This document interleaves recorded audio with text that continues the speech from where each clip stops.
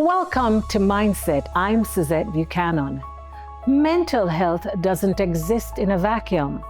Our emotions, our relationships, and our trust in others shape our well-being in powerful ways. Here on Mindset, we examine the trauma and the stigma around mental illness, and we also explore how everyday experiences like betrayal and heartbreak can break a person down emotionally and mentally. Each episode brings real stories, expert insight, and the voices of Jamaicans from all walks of life. We're here to open up the conversation that matter and offer hope on the other side of pain.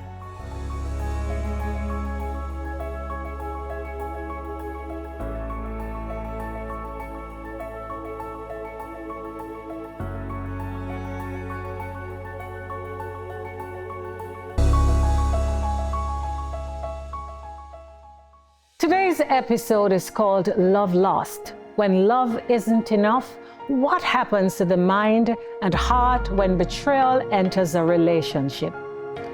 Our guest, Oise Macdonald, is a strong man, a provider, an artisan, and someone who had his entire world shift when he discovered his wife was cheating, not just with anyone, but with someone he knew and trusted. He didn't just lose his marriage, he lost his trust, his peace of mind, and for a little while himself. Oise is here to speak about the collapse that followed and the strength it took to rebuild. This is Mindset. Let's begin. We have to go through this together. But young boy, what you doing on the road alone? Where's the parents? Come here to me.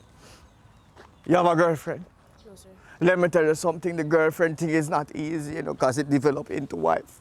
But anything, just don't carry her to church. Come, save your lunch money. Don't take her to, I don't want to see another, I don't want to say it either, but I don't want to see another church. You know why we're going to therapy, right? Because I therapy and you have to therapy too. Okay? Yeah. All right. I'll come in.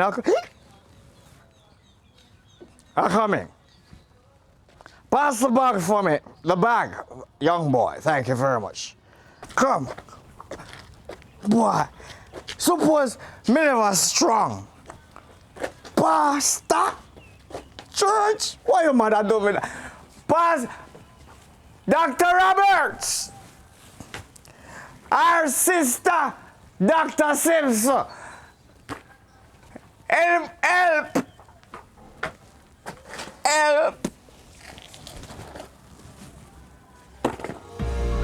Oise, welcome to Mindset. Awesome to have you. Good to have you. Thank you. Now, tell me about the relationship when you met your wife. How long were you together for? How many children? I'd say I met my wife in Clarendon.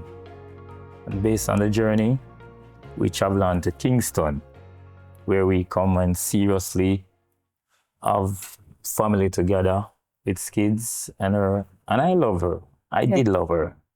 And further on, going on there, it's all just a little time tearing apart, which is someone jump into our marriage where shouldn't never be into our marriage and get it teared away. Tell me more about the relationship that you shared before the infidelity. Oh, with my wife. Yes. It was on and very strong love, peace, unity. When I talk about love.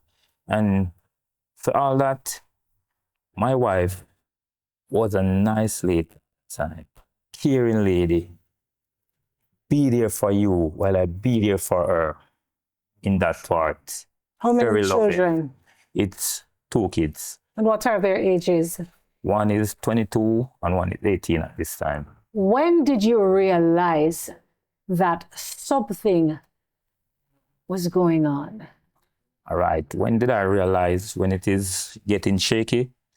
It was from 2014 going back down to 2015, and it ended up collapse definitely in 2015, that relationship of the marriage. What were the signs? What was happening? What was Mrs. Macdonald doing then that was not the norm for her? Okay, I used to be to this church on Windward Road. I don't know if I can say the address, 51 Windward Road.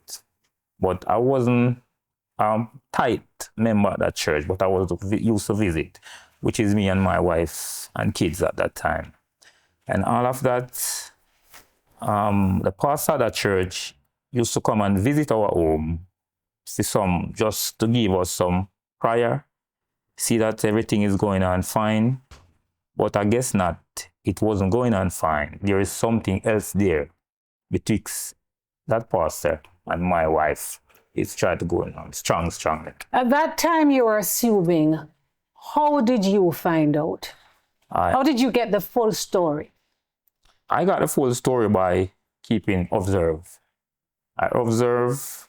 He used to come there, say, I want to have some prayer meeting and discussion of doing some church work with his secretary works. And I take time to look through and see that something is not right. Was your wife his secretary? Yeah, he's a secretary. Yes. For the church then. Yes. That pastor, he was always visiting the home to come there and do some of the works. When you say visiting, how often? Well, not often, but he visits at times. So what were the signs you saw? All right, the signs I saw, there was a settee in the house where both of them, we go close by. One in this corner at the end of the settee. And I always been said, yeah, let them do them church work, but I'm keep on observing at that time, same way. But to know that it wasn't church work alone, it was something going on with both two of them. So when you found out, did you confront your wife or did you confront Pastor? One night when I come off the street, because I was on the front, so I come inside now, and it was getting late, going up to about 12 o'clock in the night. And I came in and I confront the two of them and say, this is time to go to bed now, and I guess it's time for he to leave to go and support his family, because this is my home and this is our home, and he must go now. And the pastor man said, all right, no problem, Mr. Macdonald, I will go now. Let you and your wife have your time. And from that, he leave. But I don't know if he leave with a feeling to know that I told him to go at this time. Yes. He leave. At what point did you officially break up, and what led to those final moments in the relationship? All right.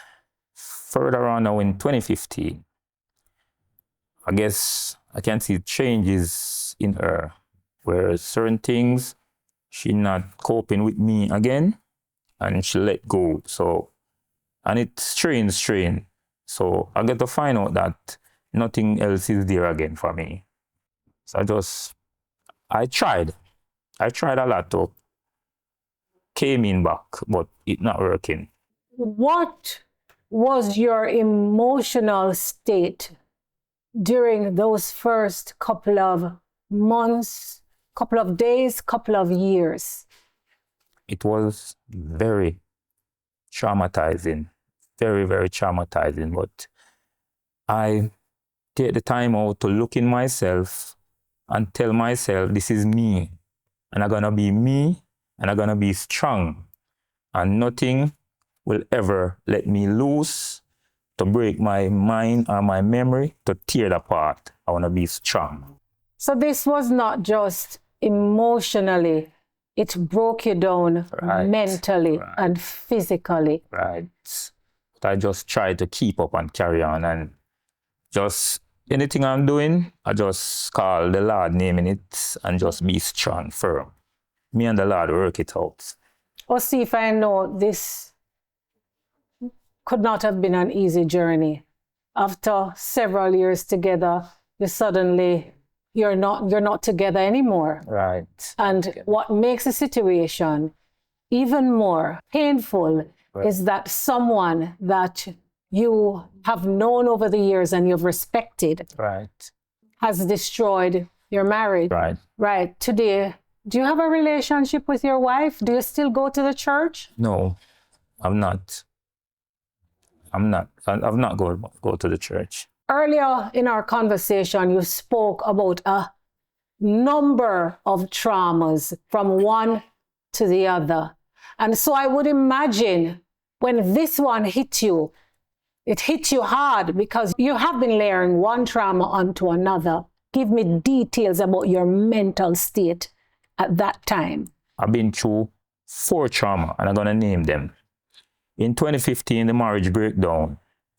And same way in 2015, my sister have passed away when that incident did go on in Linstead, St. Catherine, when my sister Verona Clark was gunned down by his boyfriend when she went to the daycare center to pick up their child right from there. And next one, in that same time, my grandfather have passed away at that time in 2015. And secondly after, early down in 2016, my father have passed away. So that was a whole lot of trauma on my head. So it would have been a whole lot of trauma. But I just hold on tight. I was going through pressure, but I look up to God and say, no, this is me. I'm not gonna fade. I'm gonna trust you, believe in you, and I'm gonna stand firm in your side. And I know you gotta keep me. And that's how I work on it and get it over. Oise, did you cry? Well, telling you the truth, there's time when I went to my bed, locked away by myself, and started to think about some of what happened. Yeah, there's some high waters spill. I'm not gonna lie. We go to a break. Please stay with us. When we come back, it's more of Oise Macdonald's story.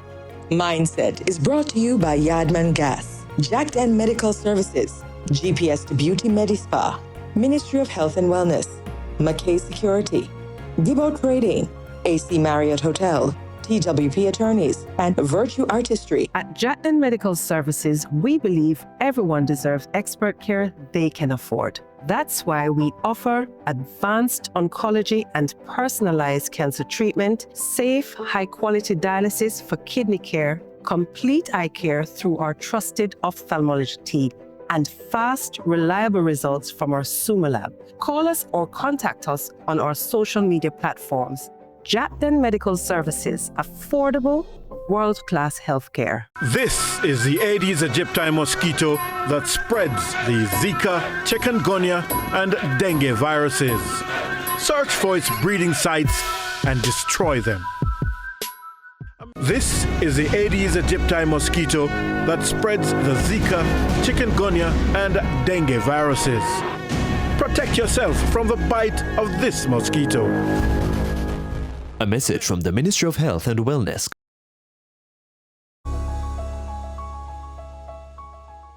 Welcome back. On Mindset, we take these real stories to the streets because love, pain, and heartbreak are universal. But the way they affect our minds, that's what we're here to uncover. Heartbreak can mess with the mind. Let's find out what the streets are saying about love and betrayal. When you say bun, what you mean by? What kind of bun? That bun, the man. Man and woman bun? Yeah. Me say bun so till me can't fly a bakery. If you never get bun, man, Mr. Man always a give bun. Remember me tell you that. And the moment me get the bun, me say me I tell you, me feel it in my heart, my belly. Me not answer because as a man getting bun, it hot. So that's 1,000 years plus life in prison. Let me tell you, you can go into depression, especially to know that I give so much, you know, and when you're expecting to receive, then it's the total opposite, and it's not a good thing. Woman always tell me about me pain. I remember the woman tell me I me feel that the pain, me swear pick me have. I'm a man. Ja. Oise, what was the hardest part of dealing with this betrayal? Most difficult period? Well, the hardest part about it is, when it's breakaway, it's like whenever I'm walking or if I'm in a taxi or a bus or something, I just be to myself and in my own mind, just looking through things and, just try comfort myself in my own way. Earlier spoke about your method of healing. Any particular reason you did not see a therapist? No, I did not. And why? Because I feel like, to me, Father God is the biggest therapist, and I just depend on him to bring me right through. So it was not the stigma or your friends going and say, boy, you're gone to a therapist, you're gone to a shrink. That wasn't the case? No, that not was the case. I just hold on to Father God, the strong man.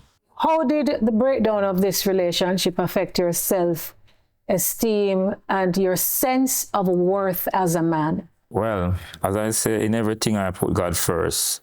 I did work myself as a man that I can move on and try again. As my grandma used to say, a tree fell down there, the bird will find a next one and sleep into again. So that is what really keep me along and work myself. What advice do you have for persons who have the same story? Just focus. Be you. Be yourself. Have a strong mind, a strong heart. Keep suicidal mind away far from your thought and just carry on. Call upon Father God because him is the strong man with the power. Can carry us through. Has this experience affected your current relationship? Do you have trust issues? Well, do you trust your partners? Yeah, I do. And I base off things what she do. I observe a lot based off what she do, and I give her I trust and hold on to her with love. Do you think men in Jamaica are taught to hide their emotional pain? Plenty man, Miss Buchanan, do that. Hide their pain, but I guess you're not supposed to do it. Let loose, free up yourself. How? And be you. Meaning, I would say, whenever you're going through things, don't really keep it to yourself. Reason with your friend that you can trust. Even if you even cannot trust that friend in that type of emotion that you are going through, let loose yourself, free yourself around them. You don't care if they even gonna jeer you. Just free yourself. How did the infidelity affect your children? Well, it hurt them a lot. Especially to my daughter. It hurt her. And she felt down because she felt my pain. She felt it a lot. And she keep on telling me all the while, Daddy, I feel your pain. And she said, Daddy, oh, you do it, oh, you keep up, I love you. Yeah. What did those words mean to you at that time? I love you. It's made me just look back in myself and say, Mr. Macdonald, you're a man. Mm-hmm. You're a man with courage and hope and trust. What would you say to someone that is watching right now that feels that their world has fallen apart because of a broken relationship? I would say to them that just be confident in yourself, trust yourself, let their self-esteem go up, not down. And being seeing me on this program, telling my story, I would like you to tell them just follow my step, listen to my words, and just follow all the way on and be yourself. We take a break. We'll be right back with our resident psychiatrist, Dr. Roger Roberts. Please stay with us.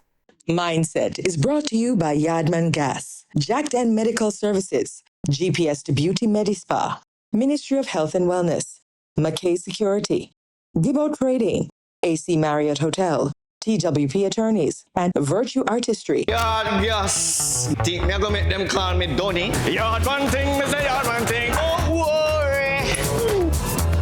Bad thing.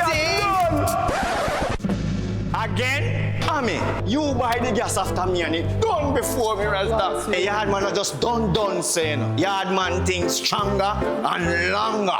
Bakuya. Me cook for church, me cook for school, me cook for side chick. Me just a cook a galang saying. Claim me for okay when me say gas pan tonight instead of him. Me a full up. A yard man in the kitchen. Yard man still when me touch the road. It's a yard man thing. Yes, sir. This is the Aedes aegypti mosquito that spreads the Zika, chikungunya, and dengue viruses. Search for its breeding sites and destroy them. This is the Aedes aegypti mosquito that spreads the Zika, chikungunya, and dengue viruses. Protect yourself from the bite of this mosquito. A message from the Ministry of Health and Wellness. Dr. Roberts, betrayal and heartbreak are often seen as normal experiences. But for many people, they can trigger depression, anxiety, and even breakdown. What happens in the mind when trust is shattered? And how do people find the strength to rebuild? Well, I don't think that we should ever normalize betrayal. If we think about being betrayed, it comes with quite a bit of a psychological issue in and of itself. But what I would say about Mr. Macdonald's story is that it is actually not so unique and all too familiar in a Jamaican context. Infidelity is quite pervasive.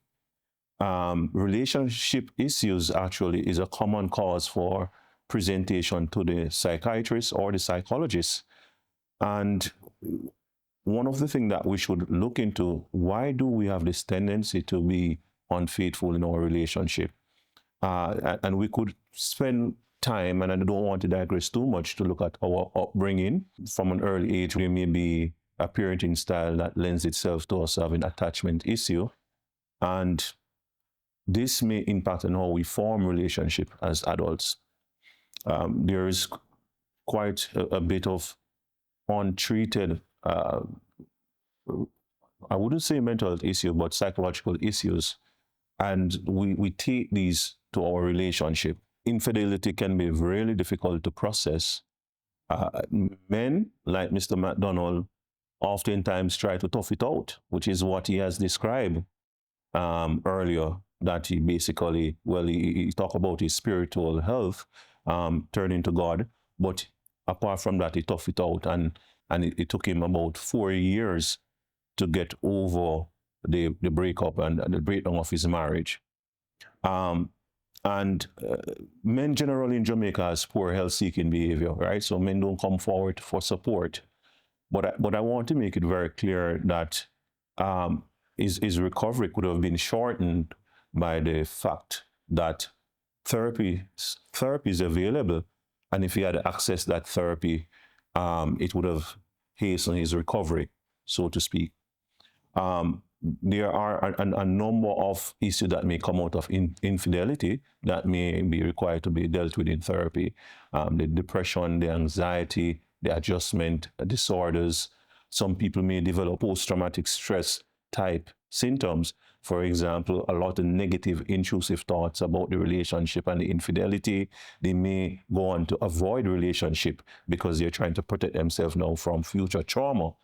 Or they enter a relationship and they become very hypervigilant, very suspicious of their partner because they are monitoring their partner closely. And in their mind, they're trying to pick up symptoms early, signs early, so that it doesn't lead to infidelity. And therapy can be very important in actually treating the psychological reaction to the infidelity. I think the big question is that when there is infidelity, do we want the relationship? That's a question that couples must ask themselves. And if that is the answer, then there may be a role for individual therapy to work through the different issues. Of course, the person who have been cheated on oftentimes feel worthless and develop self-esteem problem. And those things can be addressed in individual therapy. And then there is couples therapy. You can work on repairing your relationship. And I will say this, that I've seen many people over the years where one party wants to save the relationship. It usually doesn't work that way, right? Both people must be committed for repairing the relationship for it to be successful. And then there are cases where there's nothing we can do about the relationship, and it's actually a failed relationship, and there's still a role for therapy to help you to grieve therapy and to help you to process that relationship trauma, which is important because hurt people hurt people. If you have unresolved trauma, you'll take that to your future relationship. So it's really important for us to have those unresolved issues sorted out before we re-enter a new relationship. And it's actually will prepare us for new relationships. Thank you, Dr. Roberts. Each week on Mindset, we share the voices of the forgotten residents of Bellevue Hospital, ready to return to society, but left behind by their families. Hear their stories only on Mindset. My name is Carol Witter, and my mother was a single mom. When I was like 20 years old, I met my real dad, and we communicated, but something was missing, and he died from cancer in 2011. I've been at Bellevue since December last year. I get visits sometimes, but not on a regular basis. I want to go home. I miss me yard, I miss me cook my own food. I want to go home. My word to those families out there, don't ill-treat your family or scorn them. It's not what you think, like you think them have eat out a rubbish pan in a Bellevue. Nothing about so. Then get good care. They have a routine just like if you was at home. So they must be encouraged and try to visit their family and even get them out too. The story told today was not just about infidelity. It was a story about trust lost, pain endured, and strength reclaimed. Oise, thank you. Your honesty today will help many others who are carrying pain in silence. Healing is possible even after emotional collapse. I'm Suzette Buchanan, and this is Mindset. Thank you for watching.